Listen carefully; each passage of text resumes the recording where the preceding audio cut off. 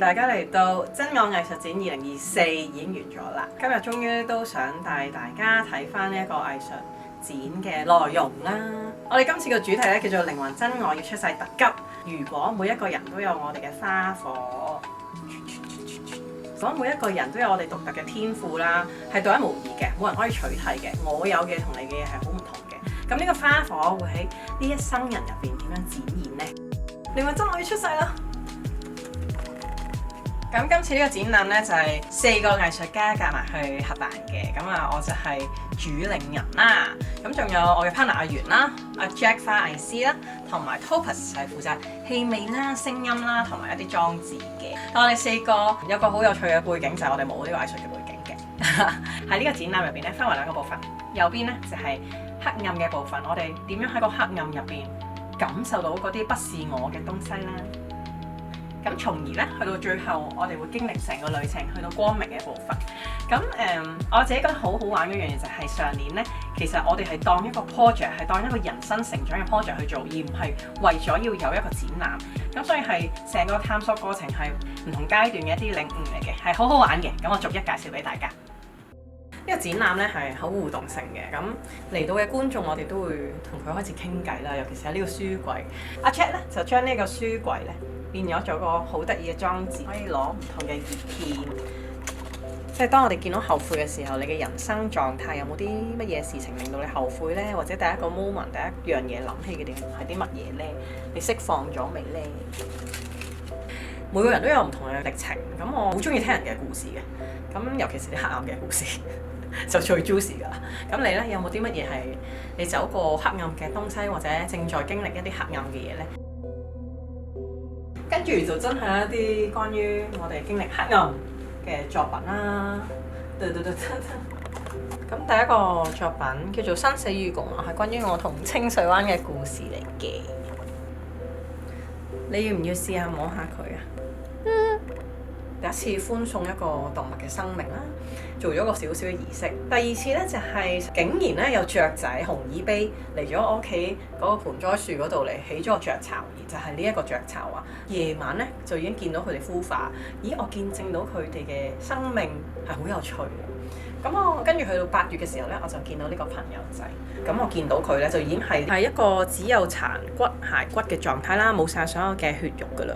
咁有一個上到嚟嘅觀眾呢，佢咁啱係讀生物學嘅喎。佢話：好難得會係咁完整嘅狀態。其實我已經唔見咗佢隻腳仔㗎啦。佢死咗喺泥土上面呢，就已經俾其他嘅動物呢分解咗㗎啦。所以呢一個咁完整嘅狀態呢，原來好難得嘅咁樣。原來我個內心有啲撼動嘅時候，我又想分享呢一個內心嘅感受俾其他人睇，所以我就帶咗呢個雀巢啦，同埋呢個孩子嘅軀殼嚟到呢一度啦。跟住呢個作品呢，一個合作型嘅作品啦。阿元呢，好耐之前就已經砌咗呢一個月亮嘅砌圖嘅。咁阿 Jack 呢，咁當佢見到呢個月亮嘅拼圖嘅時候，佢就決定要用日落燈同埋呢個好似 disco ball 嘅小水晶啦，仲有個茶晶座，佢叫做 Moonlight Shadow 嘅作品。佢最初呢，去完成呢一個咁簡單嘅 arrangement 嘅時候，我就覺得冇乜 feel。但係我又發覺咧，呢個展覽途中咧，好多人都對佢好大感應嘅，因為就係咁簡單嘅光與影，其實真係好美麗。你咧又喺呢個光與影、黑暗、月亮同埋日落之下見到啲乜嘢咧？跟住就係呢邊阿 Jack 嘅一個花藝嘅 arrangement 啦，佢好叻咁樣用啲蛇木，其實呢個係已經係唔知第3個版本。去搭咗一個咁樣嘅結構出嚟啦，好立體。如果你可以想像呢個空間冇咗呢啲花藝嘅作品，建構一個空間嘅一啲點綴嘅時候，冇咁容易有一個特別嘅空間嘅感覺嘅。咁所以我好欣賞阿 Jack 呢個創造空間感嘅能力。呢個區域黑暗嘅區域咧，我哋會用啲 UV 燈照嘅時候咧，就係咧會見到本身咧，可能你會覺得枯萎嘅花，其實咧原來係好靚嘅，喺有光嘅照射嘅環境之下。呢幾個作品咧就係我同阿 Jack 嘅作品嚟嘅。有啲唔如意嘅事情發生嘅時候，我感受到傷了、破碎了嘅心啦。而最後我又發現咗，原來所有嘢都係我自己去困住咗自己嘅。呢啲好簡單嘅道理嘅，但係就一路塞住咗喺入邊咯。咁上年就係經過咗一啲過程去面對自己，將嗰啲感覺即刻畫咗出嚟，就畫咗呢兩幅好 raw 嘅作品。跟住仲有呢個 Love Overload 係阿 Jack 嘅作品啦。咁呢個咧就係佢用唔同嘅垃圾物料 ，which 唔再係垃圾。咁喺呢個好資訊發達嘅世界入邊，你又感唔感受到自己個 beat？自己嘅拍子呢？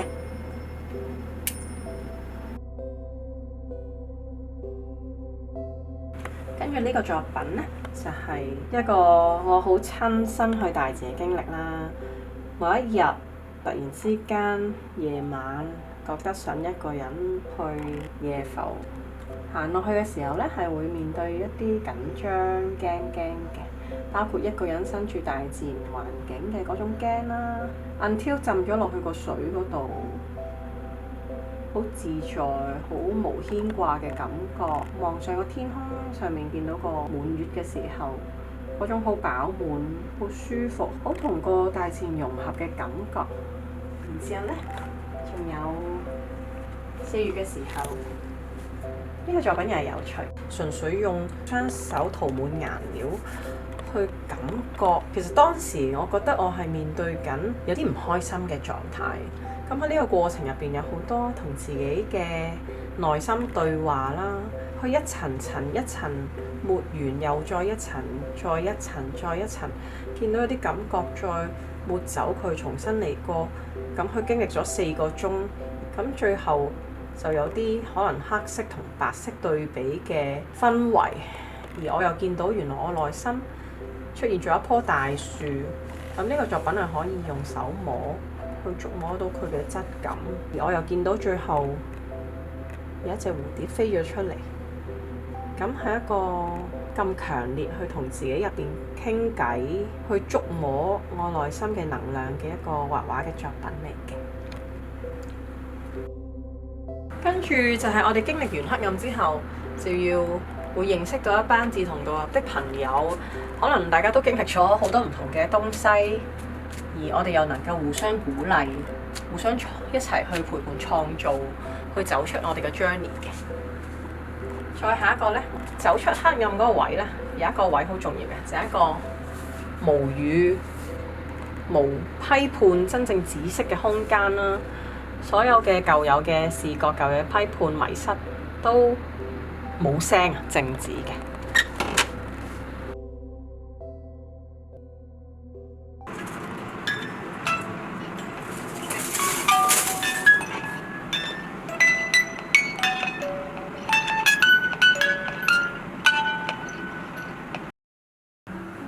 Hello， 阿魚啊！呢個咧其實咧就係阿源嘅作品啦。佢寫咗5萬次謝謝我愛你，我是一體風中有刺之後咧，就改變咗一啲即係金錢上嘅 issues 啦。咁好多時候咧，我哋經歷咗黑暗之後咧，我哋要重新喺光明嘅時候咧，除咗我哋要休息一下之外啦，就係我哋要去立願啊。咁好多時候大家可能唔覺得。我就咁抽5萬次，你好無聊咁樣啦。但係其實有時你改變咗個意識咧，你就真係可以改變你嘅世界。所以咧，立願係一個好好嘅開始嚟嘅。你嘅光芒又係啲咩咧？呢條由阿源一夜作出嚟嘅啦，係真嘅啦嚟嘅。咁我哋見到呢啲好高興啊！冇話俾業主知。阿 Topaz 咧就用咗呢條罅去講佢嘅故事咧，我覺得係幾符合佢上年嘅一個成長。呢個作品咧叫做罅隙啦 ，The Gap Between Fear 同埋 Faith。喺黑暗去到無語，跟住你有啲力量去做之後，其實係有一個好重要嘅 stage，就係你真係要決心去越過去嗰條界啊！就算你見到前面淨係見到懸崖，你都係願意跳過去嘅嗰一個動力。Topaz 係有禪修嘅習慣啦。呢啲人咧係喺一個圈望住同一個方向去行嘅。而呢邊又係啲乜嘢咧？呢一邊咧就有一 pair 一小堆，有人喺度 hea，有人好獨立，有人喺度食包，有人向住一啲目標去行。咁但係喺呢個 gap 之間，又係發生緊啲乜事咧？咁啊，左邊嘅人就問啦：做乜事啊？過嚟啦！我唔知啊，我好驚啊！有啲乜嘢驚啊？我唔知啊！咁個驚喺邊度啊？不如你俾咗我啊！好啦，我嚟啦，我願意，我跳啊！I jump now。你覺得自己喺邊咧？你係喺右邊一個圈入邊啦，係呢一個我唔知啊，但係我好想跳過去啊！準備好啦，跳嘅狀態啊！定係你喺左邊有顏色嘅章字入邊咧？咁呢班人又會行到去邊度咧？下一個就係又同咗我嘅一個作品相連嘅，呢個作品係關於我上年去感受豐盛係啲乜嘢。即係由我6月嘅時候，嗰個銀行係得返幾蚊，去到我覺得我要重新去感受，去咗唔同嘅 stage 嘅。第一個 stage 係純粹一粒紙，第二個 stage 係一啲流動，第三個 stage 係再過咗幾個月重新去到一啲目標啦。咁去到11、2月嘅時候，我就其實呢個作品去到 last day 先掛上嚟，但係我就感受到我入邊個豐盛已經變成咁樣。跟住我就叫埋當日嘅 last day 嘅啲朋友都係參與嘅，所以佢哋就擺咗佢哋嘅人仔落去。跟住上年咧，我去咗2個好正嘅旅程嘅，第一個就係高野山喺大阪附近，覺得嗰度嘅能量好好，跟住翻到嚟畫咗呢個作品。本身係冇個貓頭鷹嘅，但係嗰3日我就不斷咁見到貓頭鷹嘅景象，所以我決定擺佢去啦。跟住我又問下高野山嘅嗰個森林浴響度，咦，其實貓頭鷹同你哋有咩關係咧？佢就話原來以前咧高野山係有貓頭鷹嘅群族喺度啦，但係人嘅開發之後咧，佢就走咗，所以佢哋好想貓頭鷹翻嚟。咁我就有少少毛管動，佢哋嘅能量係喺度嘅，而呢個作品都我注入咗好強勁嘅靈氣入去，唔知大家感唔感受到咧？跟住呢度一組嘅作品係好簡單，咁樣去組合呢4個作品嘅時候，我想表達嘅係我哋已經到達，並唔係我哋有啲乜嘢嘅目的地要去，而係我哋已經到達咗啦。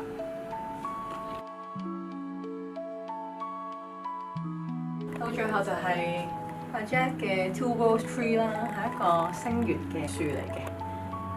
而呢個畫嘅作品就係我喺8月嘅時候咧，去完葡萄牙上大自然療癒同埋薩滿堂。咁我哋落堂嘅時候有一日，成班女仔去咗一個湖嗰度。咁啊喺外國，大家除晒衫走落個湖度，好正常啦。咁有個女仔呢個金髮嘅孩子就問我：你喺香港會唔會咁樣做啊？咁我就覺得都冇乜嘢啊，都係除衫游水啫。咁但係當我又除衫，再望過去呢班女仔好開心衝落水嘅景象嘅時候，原來我係覺得震撼㗎，都依然。我用 liberate 即係解放咗出嚟嘅，喺呢一個過程入邊。幾個月之後，我去整合翻我人生，原來我認為係陰性能量、女性能量嘅一啲解放。呢個展覽最後嘅作品就係呢邊。好，喺正中間呢度啦，就有一幅12000塊嘅砌圖啦。我哋呢度咧係有一個特別嘅位嘅，我哋創造咗呢個世界啦，我哋同時係世界一部分啦。我哋等緊你咧去砌出你嘅嗰一個獨特嘅 puzzle， 同創造你自己嘅世界啦。拜拜。係。